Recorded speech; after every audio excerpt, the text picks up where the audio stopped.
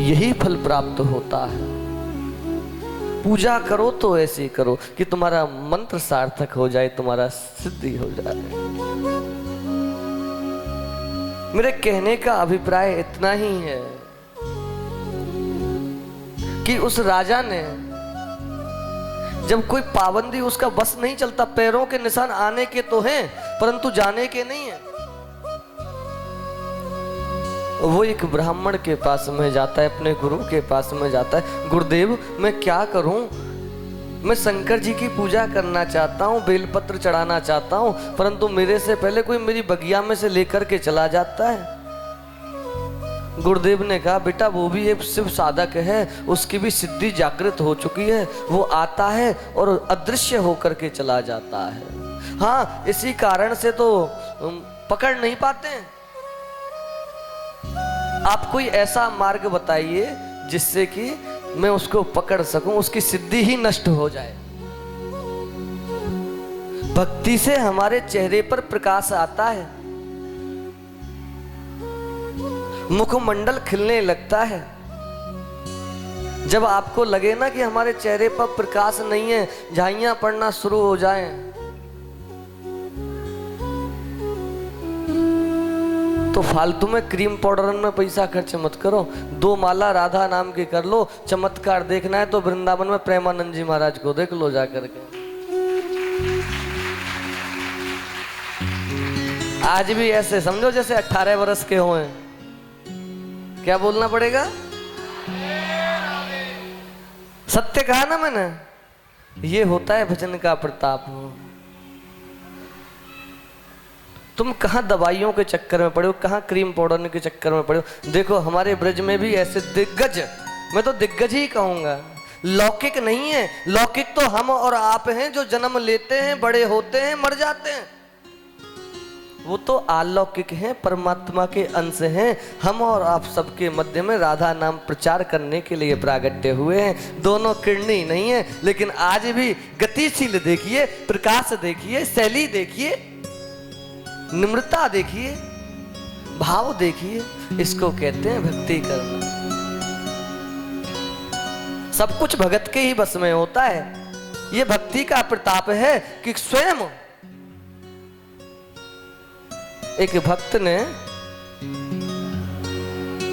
परमात्मा को भी बस में कर लिया है। कौन कहता है महाराज त्रेता में ही था, सतयुग में ही था, द्वापर में ही था, अब कौन जीवित रह सकता है? अब इच्छा मृत्यु का वरदान नहीं है, हैं? कल मैंने सुनाया था ना आपको पितामह भीष्म का, गंगा पुत्र भीष्म, जिसको इच्छा मृत्यु का वरदान है।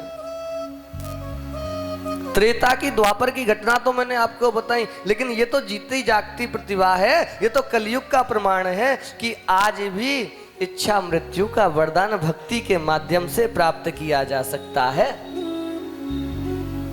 डॉक्टरों ने तो आज से 18 साल पहले ही जवाब दे दिया था, लेकिन ये भक्त की भक्ति है कि सब रिकॉर्ड तोड़ दिए और आज भी बड़े आनंद के साथ में राधा नाम प्रचार कर रहे हैं। और मैं कल्पना करता हूं कि परमात्मा सदैव उनकी ऐसी ही कृपा दृष्टि हम सब पर बनाए रखें और वो ऐसे ही राधा नाम प्रचार प्रसार करते रहे।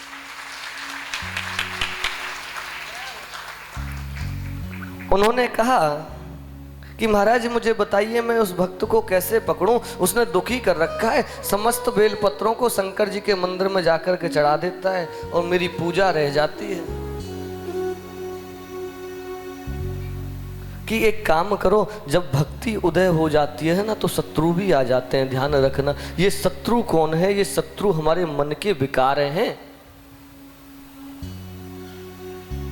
ये मन के विकार ही तो हैं। ये इंद्रियां हैं, 5 ज्ञान इंद्री, 5 कर्म इंद्री, ये हमारी सबसे बड़ी शत्रु हैं। ये अपनी तरफ खींचती हैं। यहाँ आने के बाद में आपको घर की याद आती है, अपनी बहन की याद आती है। ये क्या है? और घर पर बैठते हो तो महाराज जी की कथा शुरू हो गई होगी, मैं तो चलूं। ये इंद्रियां हैं ना, ये बाधा हैं, ये शत्रु हैं। इन्हीं को तो हमें मारना है। देखना इंद्रियों के निगोड़े बगे, इनमें हरदम यसंयम के कोड़े पड़े। ये संयम किसे कहते हैं? हम बोलना चाहते हैं पर अपनी जिह्वा पर नियंत्रण रखो। मैं बार बार कहता हूं इस जिह्वा में वजन नहीं होता है, लेकिन बहुत कम लोग इसको संभाल पाते हैं। मन कहता है बोलो, लेकिन विवेक कहता है शांत रहो, एक चुप, बस चुप्पी साध लो। बोलना है तो राधे का नाम बोलो, इंद्रियां ऑटोमेटिक भाग जाएंगी, मर जाएंगी। क्या करना चाहिए? सिद्धि नष्ट ना हो जाए। अब उन्होंने, उसके राजा के गुरु ने उपाय क्या बताया?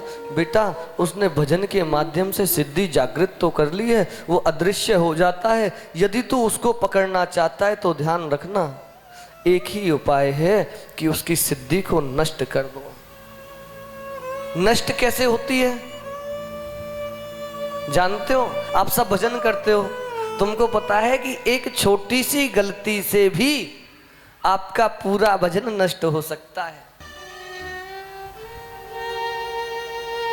मार्ग बताया है, जो बेलपत्र वो निर्धन भगवान शंकर पर चढ़ाता है, गलती से भी एक पत्र भी उसके पैर के नीचे आ जाए तो उसकी अदृश्य होने की शक्ति नष्ट हो जाती है। यदि कोई वस्तु हम परमात्मा को अर्पण करें और वो हमारे पैरों में गिरने लगे, वो भी कहां, मंदिर प्रांगण से बाहर, तो निश्चित रूप से हमारा किया कराया सब विफल हो जाता है।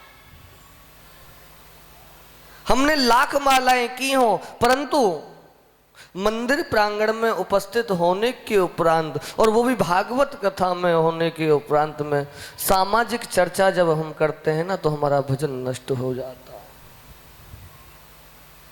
मार्ग मिला, उसने क्या किया? राजा ने भगवान शंकर पर चढ़े हुए बेलपत्र ले जाकर के अपनी बगिया में बिछा दिए। प्रातः काले वो शीघ्र आया 3 बजे ब्रह्म मुहूर्त में, और आकर के उसने बेलपत्रों को तोड़ा। ध्यान नहीं दिया कि बेलपत्र नीचे भी पड़ी हुई हैं, और गलती से उसका पैर एक बेलपत्र पर चला गया।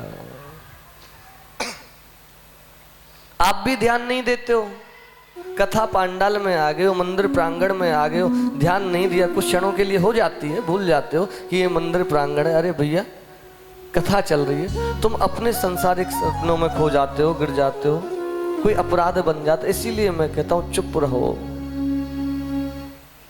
ये मौन जो होता है ना, प्रकाश को जागृत करता है, ज्ञान को जागृत करता है, 9 चक्रों को जागृत कर देता है।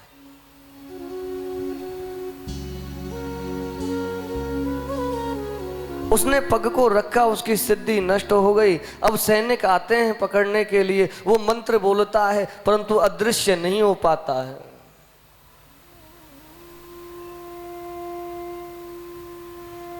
राजा के सम्मुख लेकर के गए। अच्छा, तो ये है दरिद्र, ये मेरे पूजा को विफल कर रहा है, ये मेरे बेलपत्रों को चुराता है, जाओ इसको फांसी दे दो। लेकिन तुम भी मेरे आराध्य देवाती देव महादेव के भक्त हो, तुम्हारी कोई आखिरी इच्छा है तो बताओ। कि हाँ, आखिरी इच्छा तो है महाराज, मुझे मृत्यु दंड से पहले कुछ क्षण अपने आराध्य की स्मृति के लिए चाहिए। उसने अपने आराध्य की स्मृति की, और आराध्य की स्मृति करने के उपरांत में जैसे ही राजा के सैनिकों ने उसको पुनः पकड़ने की चेष्टा की, वो फिर से अदृश्य हो गया, उसे शक्ति फिर से प्राप्त हो गई। मेरे कहने का अभिप्राय ये है कि गलती से भी यदि कोई हमसे गलती हो जाए, अपराध हो जाए, कोई त्रुटि हो जाए, तो झुकने वाला कभी छोटा नहीं होता है। वृक्ष जो झुका रहता है ना, लोग उसी को सुरक्षित छोड़ते हैं, खड़े तो वृक्ष को भी काट देते हैं। अब उसकी शक्ति जो है, सिद्धि नष्ट हो चुकी है, तो वो अंतर्ध्यान हुआ कैसे, अदृश्य हुआ कैसे?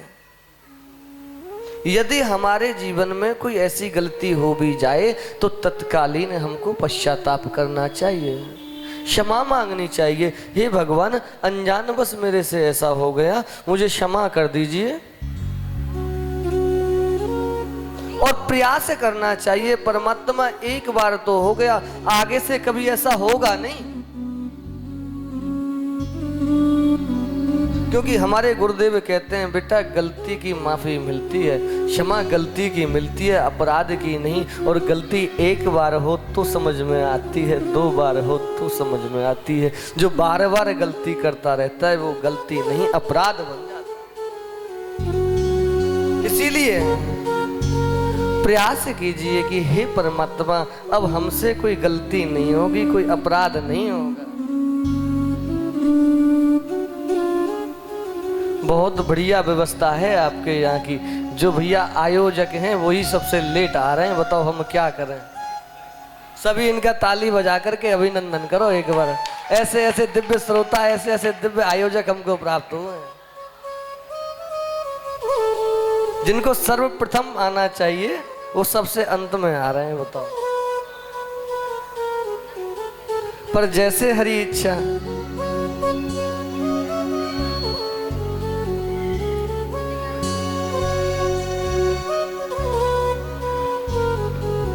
आइए,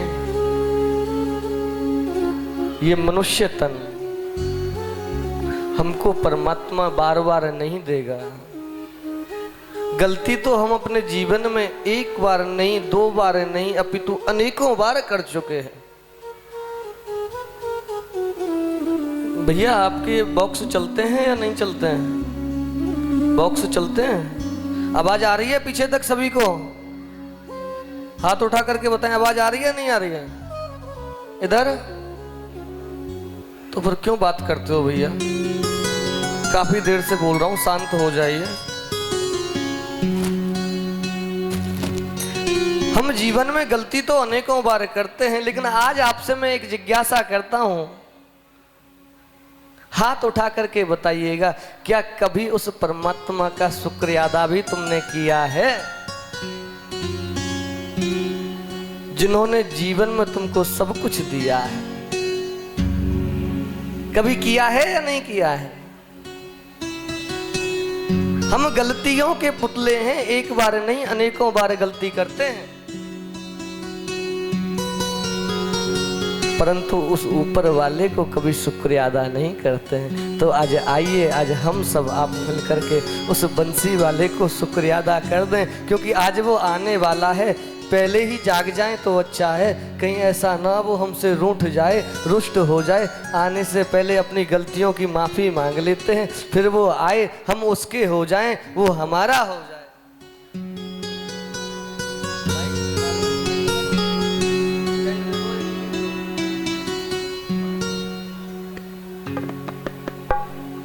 बांके बिहारी हमें भूल न जाना, बांके बिहारी हमें भूल न जाना, बांके बिहारी हमें भूल न जाना, बांके बिहारी हमें भूल न जाना, बांके बिहारी हमें भूल न जाना, बांके बिहारी हमें भूल न जाना।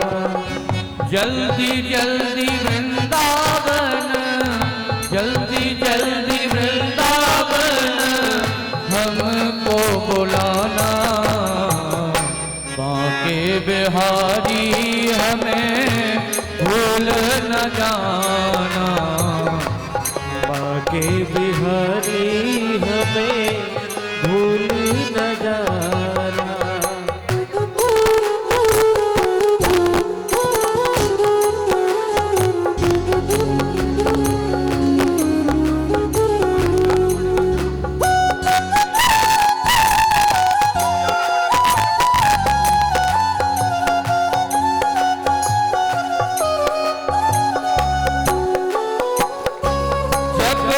रहे हम नाम तुम्हारा, जपते रहे हम नाम तुम्हारा, जपते रहे हम नाम तुम्हारा, जपते